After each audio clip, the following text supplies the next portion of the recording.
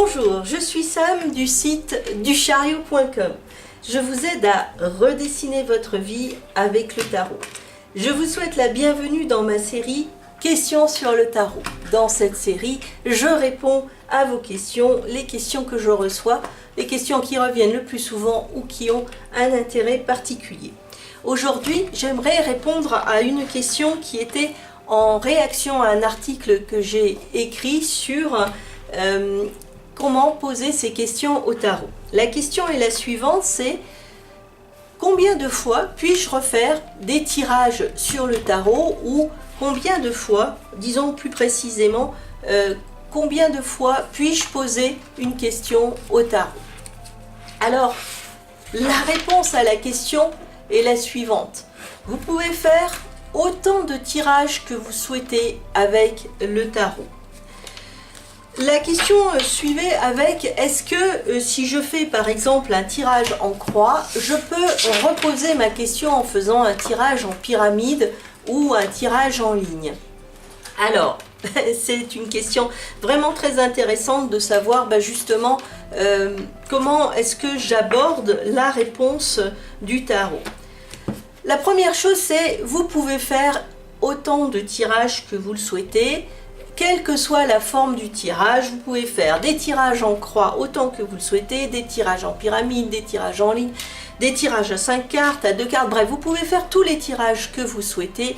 La chose qui est la plus importante dans votre abord du tarot, c'est de ne pas poser la même question systématiquement de suite. Ça veut dire que si par exemple, vous décidez de faire un tirage en croix, et que vous avez une réponse, admettons que par exemple vous ayez posé la question est-ce que mon ex va revenir ou qu'est-ce que je peux attendre comme réaction de mon ex, et que vous avez une réponse de la sorte. On voit ici que l'ex n'est pas très content, il est plutôt belliqueux. Eh bien la réponse ne vous satisfait pas.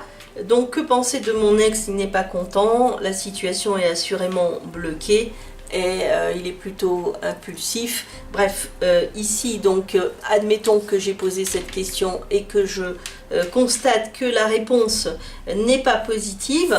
Vous ne pouvez pas recommencer votre tirage en disant si j'ai une réponse qui ne me convient pas avec mon tirage en croix, je vais essayer le tirage en ligne. Et là, vous tirez une réponse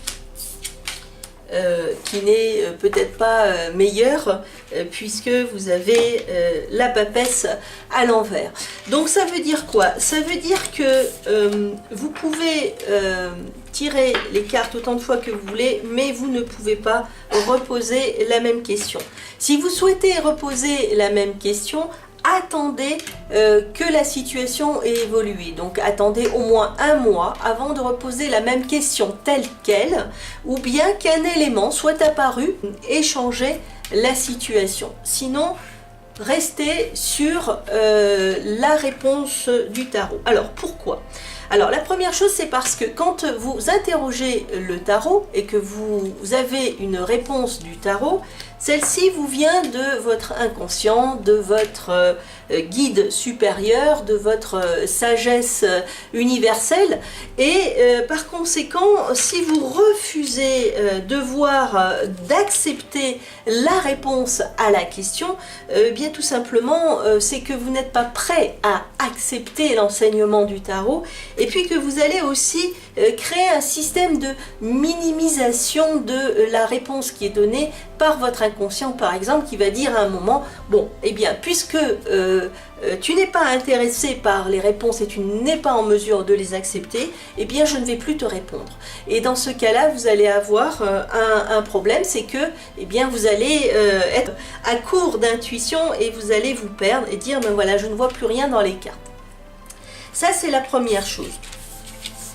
La deuxième chose par rapport à la question, c'est que quand vous posez une question, vous devez poser une question de manière à avoir un enseignement par rapport à la réponse. Donc, je reviens toujours à la même chose, c'est poser votre question de manière à avoir quelque chose de constructif en réponse, hein, parce que est-ce que mon ex va revenir? Oui, non, n'est pas une réponse satisfaisante, et donc si la réponse est non, c'est totalement frustrant, et par conséquent vous aurez tendance à vouloir retirer les cartes à nouveau, parce que bah oui, pourquoi, c'est injuste, moi je voudrais qu'il revienne, il revient pas, donc je ne suis pas satisfaite de cette réponse. En revanche, si vous posez une question au tarot en disant qu'est-ce que je pourrais faire pour que mon ex revienne, ou alors est-ce que mon ex est dans un état d'esprit de revenir vers moi, ou quels peuvent être les sentiments de mon ex par rapport à la situation, par rapport à moi, par rapport à notre relation, eh bien cela va me permettre de mieux comprendre les choses, de mieux interpréter également la situation. Le tirage n'en sera que plus facile à interpréter également, et cela évidemment comblera ma soif de savoir et de comprendre la situation. De cette façon-là, eh bien, je ne serai pas tentée de reposer la même question au tarot, et je pourrais très bien, par exemple, décider que je vais faire un tirage en croix pour savoir quelles sont les prédispositions de mon ex par rapport à moi ou par rapport à notre couple, quelles peuvent être ses intentions. Et puis après, en ayant une réponse, je pourrais très bien décider de faire un tirage en ligne pour mieux comprendre quelles sont mes possibilités, par exemple, pour faire revenir mon ex, ou qu'est-ce que je dois faire pour que mon ex souhaite revenir vers moi, par exemple. J'espère que cette réponse vous a aidé. Si cette série vous plaît, vous pouvez vous abonner à ma chaîne ou à mes tutos gratuits pour apprendre à interpréter le tarot. Et si vous avez aimé cette vidéo, abonnez-vous ou mettez un pouce bleu en dessous de la vidéo. Vous pourrez redessiner votre vie avec le tarot et vivre votre passion. Merci d'avoir regardé cette vidéo et à bientôt.